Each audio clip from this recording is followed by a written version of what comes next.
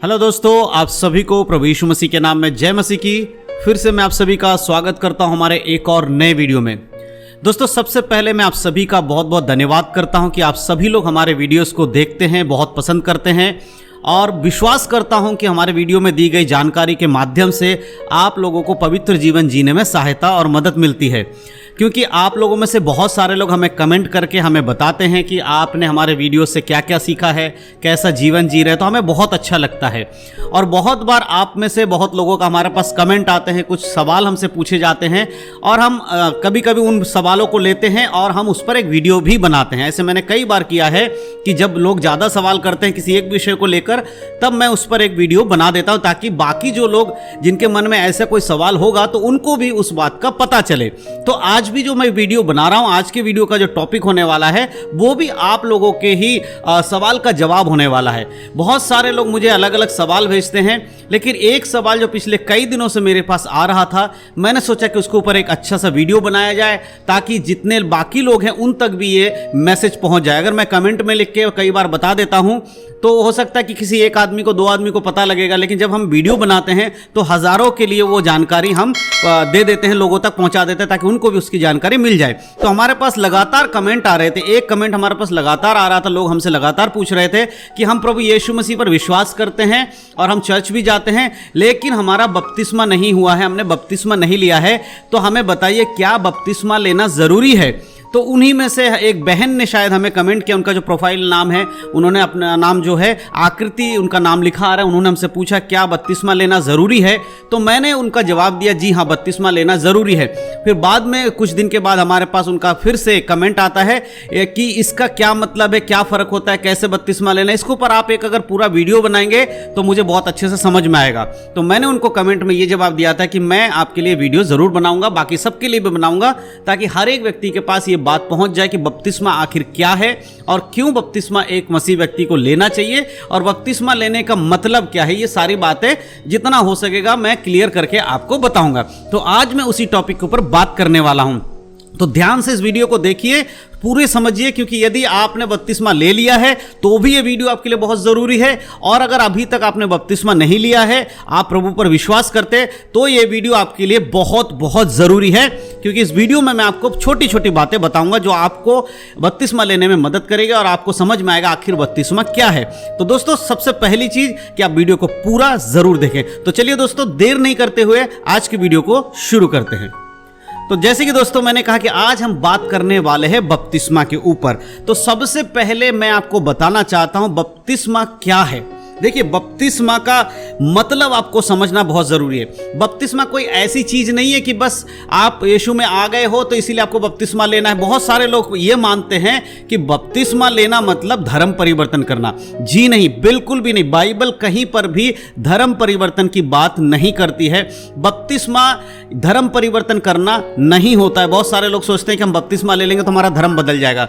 बिल्कुल नहीं, आपका धर्म परिवर्तन नहीं हो रहा। बपतिस्मा का सही अर्थ है कि बपतिस्मा यीशु मसीह की, परमेश्वर की आज्ञा है। जैसे परमेश्वर की आज्ञा है कि आप एक पवित्र जीवन जियोगे तभी आप स्वर्ग जाओगे, उसी तरह बपतिस्मा परमेश्वर की आज्ञा है जिसे हर एक विश्वासी को, जो यीशु मसीह पर विश्वास करता है, चाहे वो स्त्री हो, पुरुष हो, कोई भी हो, उसको बपतिस्मा लेना बहुत जरूरी है। तो मैं आपको एक वचन पढ़ के सुनाना चाहता हूं और फिर मैं उससे आपको समझाऊंगा।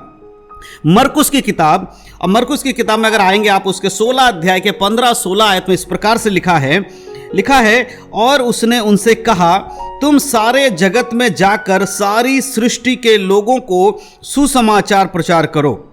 जो विश्वास करे और बपतिस्मा ले उसी का उद्धार होगा, परंतु जो विश्वास ना करेगा वह दोषी ठहराया जाएगा।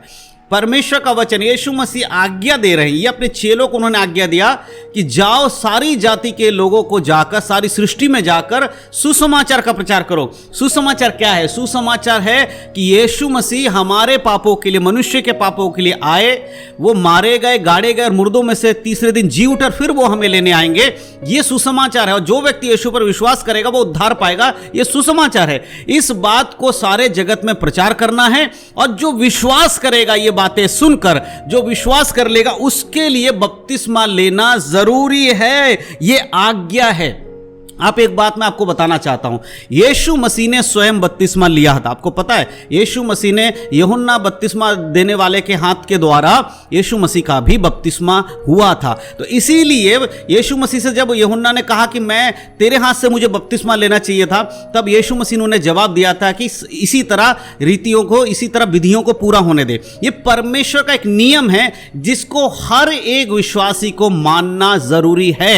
अगर आप यीशु मसीह पर विश्वास करते हैं, उसके सुसमाचार पर विश्वास करते हैं, और यदि आपने यीशु मसीह को अपने उद्धारकर्ता के रूप में ग्रहण कर लिया है, तो आपके लिए बपतिस्मा लेना बहुत जरूरी है, लेना ही पड़ेगा। यह आज्ञा है, बाइबल में लिखी हुई आज्ञाओं में से एक आज्ञा आप यह भी जान लीजिए कि बपतिस्मा लेना आपके लिए बहुत जरूरी है। और ये मैं आपको बताना चाहता हूं, यूहन्ना की पत्री उसके 3 अध्याय, अगर आप यूहन्ना के 3 अध्याय में आएंगे और 3 का 5 अगर आप पढ़ेंगे तो वहां पर देखिए यीशु मसीह कुछ बातों को कहते हैं।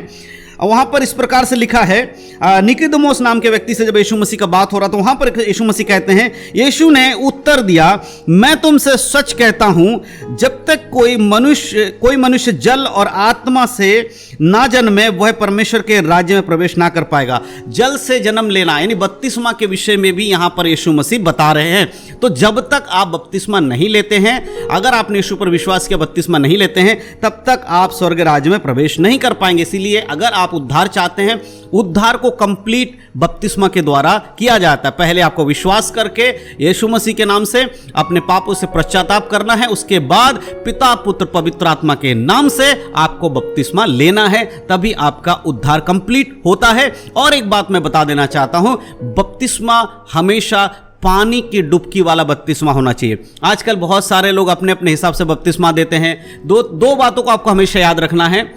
बपतिस्मा लेते समय पिता पुत्र पवित्र आत्मा के नाम से बपतिस्मा होना चाहिए, जैसे कि यीशु मसीह ने मत्ती 28 अध्याय में आज्ञा दिया कि तुम जाओ जगत के जाति जाति के लिए सुसमाचार सुनाओ, उन्हें वो आज्ञा जो मैंने तुम्हें दी मानना सिखाओ, और उन्हें पिता पुत्र और पवित्र आत्मा के नाम से बपतिस्मा दो। यदि बपतिस्मा के समय किसी और नाम से बपतिस्मा दिया जा रहा है, वो बपतिस्मा सही नहीं है, बाइबल के अकॉर्डिंग नहीं है। बाइबल के अकॉर्डिंग बपतिस्मा जो है वो है पिता पुत्र और पवित्र आत्मा के नाम से। दूसरी बात, बपतिस्मा हमेशा पानी में डूबकर हो। बहुत जगह पे छिड़काव का बपतिस्मा है, पानी लेकर उसके मुंह छिड़क दिया जाता है और बपतिस्मा दे दिया जाता है। बहुत बार छोटे छोटे बच्चों को जन्म के बाद बपतिस्मा दे दिया जाता है, लेकिन बाइबल में ऐसी कोई भी बात नहीं दर्ज है जिसमें यह बताया गया हो कि बच्चों को बपतिस्मा दिया जाए, क्योंकि बपतिस्मा लेने से पहले आपका मन परिवर्तन होना बहुत जरूरी है, आपके पापों से अंगीकार करना आपको बहुत जरूरी है। जब तक आप अपने पापों के प्रति पश्चाताप नहीं करेंगे, यीशु को अपने उद्धारकर्ता के रूप में ग्रहण नहीं करेंगे, आपका बपतिस्मा लेना किसी काम का नहीं होगा। इसीलिए इन 2 बातों को आपको ध्यान रखना है। अब आप दूसरे पॉइंट पे मैं आता हूं, आपको बताना चाहता हूं बपतिस्मा क्यों लेनी चाहिए, इसके ऊपर भी मैं बता। आज थोड़ा सा वीडियो 1-2 मिनट लंबा होगा, आप लोग ध्यान से देख लीजिए, क्योंकि आपके जरूरी है आपको समझने के लिए, इसलिए थोड़ा सा वीडियो लंबा होगा। अक्सर मैं 8-9 मिनट 10 मिनट का वीडियो बनाता हूं, आज 15 मिनट तक वीडियो जा सकता है, तो प्लीज आप लोग ध्यान से देखते रहिए। अगला जो हमारा एक सवाल रहता है लोगों का, वो ये है कि बपतिस्मा क्यों लेना चाहिए।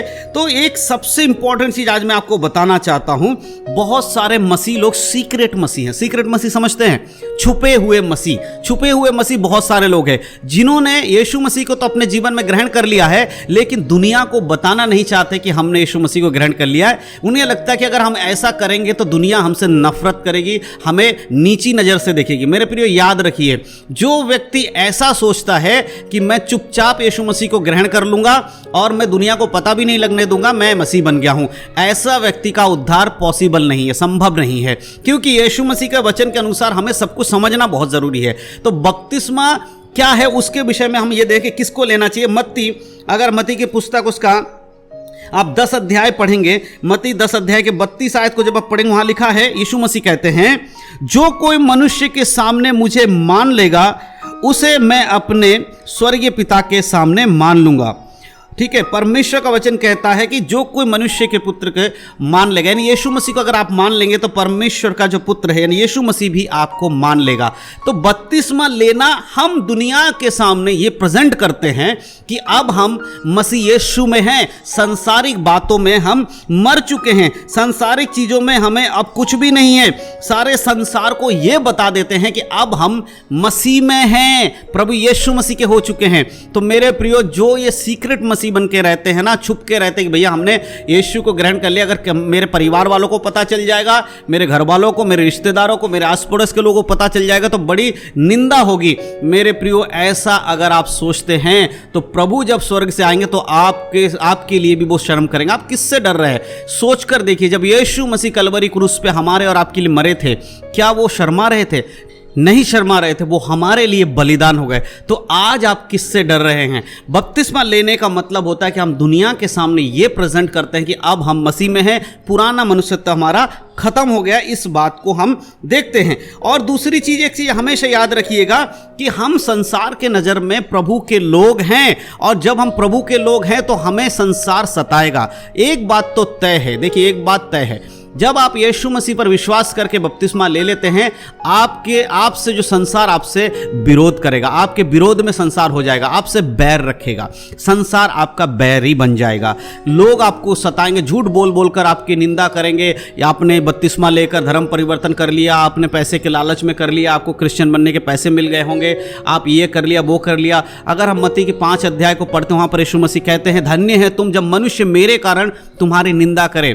परमेश्वर कहता है तुम धन्य हो, और ये होगा अगर आप यीशु मसीह पर विश्वास करते तो ये होगा। इसीलिए खुलकर आप बपतिस्मा लीजिए और दुनिया के सामने प्रेजेंट किए। और एक और चीज मैं आपको बताना चाहता हूं, बपतिस्मा लेने से पहले आपको अपने मन को परिवर्तन करना, अपने पापों से अंगीकार करना बहुत जरूरी है। अब आते हैं एक और पॉइंट पे, आखिरी पॉइंट पे आते हैं। वहां इस प्रकार से पूछा जाता है कि बपतिस्मा कौन ले सकता है? जी हां, बहुत ही जरूरी सवाल कि बपतिस्मा कौन ले सकता है। जैसे कि मैंने कहा, एक छोटा बच्चा बपतिस्मा नहीं ले सकता, क्योंकि उसको अपने पाप के प्रति बोध नहीं है, वो अंगीकार नहीं कर सकता कि यीशु मसीह मेरा उद्धार करता है। बपतिस्मा लेने वाले व्यक्ति को यह अंगीकार करना होगा कि यीशु मसीह उसका उद्धार करता है। इसीलिए छोटे बच्चों को बपतिस्मा देना बाइबल के अकॉर्डिंग सही नहीं है। उसको उस लायक हो जाने दीजिए जब उसको अपने पाप का बोध हो, और उसके बाद जब वो अंगीकार कर लेता है तो उसको बपतिस्मा लेना चाहिए। लेकिन अगर आप एक जवान हैं और आपको बोध है कि पाप क्या है, गलत क्या है, सही क्या है, और आपने यीशु को अपने उद्धारकर्ता के रूप में मान लिया है,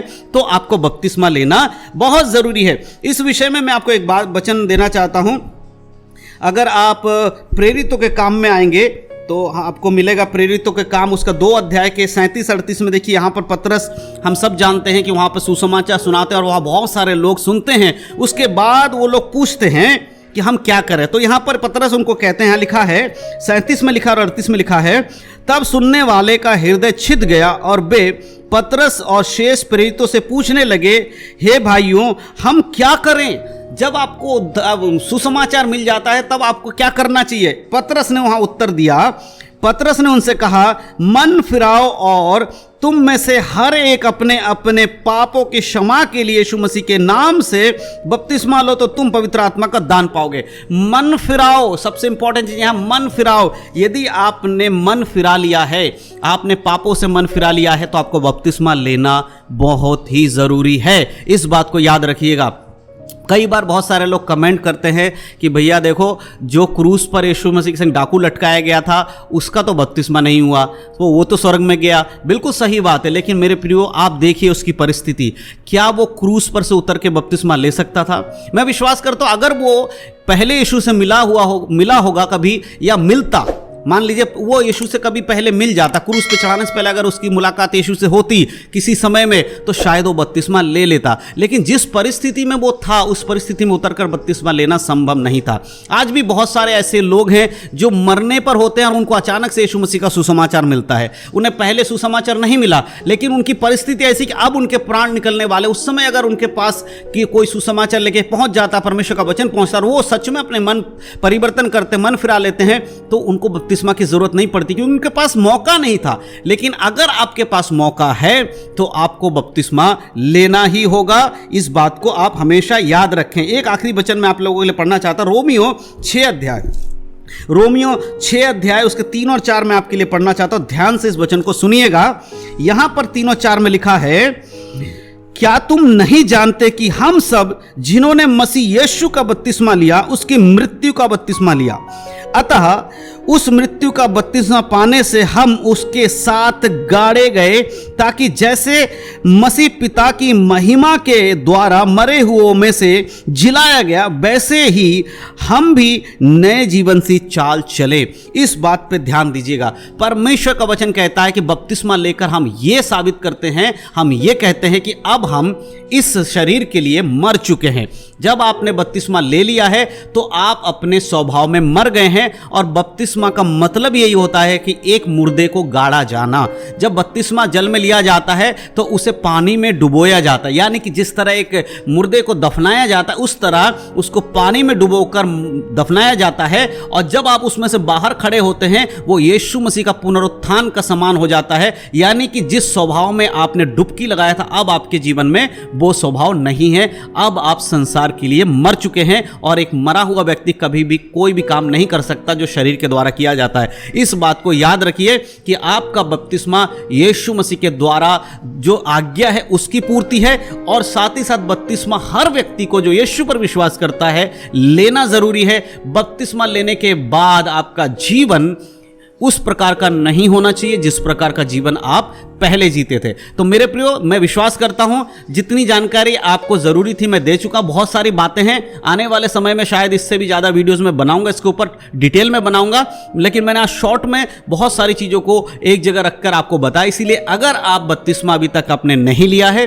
तो आप बपतिस्मा जरूर लें, ये परमेश्वर की आज्ञा है। और बपतिस्मा उस व्यक्ति को लेना जरूरी है जो यीशु पर विश्वास करके उसे अपने उद्धारकर्ता के रूप में मानता है। तो मैं विश्वास करता हूं ये जानकारी आपके लिए लाभदायक है, और अगर आपको ये जानकारी अच्छी लगी है तो वीडियो को शेयर करना बिल्कुल भी ना भूलें। और पहली बार अगर आप हमारे चैनल पर आए हैं, हमारे चैनल को सब्सक्राइब जरूर कर लें। साथ ही साथ ये बगल वाला बेल का आइकन को भी प्रेस जरूर कर लें, ताकि आने वाले दिनों में ऐसे ही वीडियोस के नोटिफिकेशन आपके मोबाइल तक हम पहुंचा सके वीडियो के माध्यम से। तो जरूर हमारे चैनल को सब्सक्राइब कीजिए, और प्रभु इन वचनों के द्वारा आप सबको आशीष दे। यीशु मसीह के नाम में उद्धार में बने रहें, उद्धार में बने रहें, उद्धार में चलते रहें। प्रभु के आगमन के लिए तैयार है। यीशु मसीह के नाम सबको जय मसीह की। God bless you.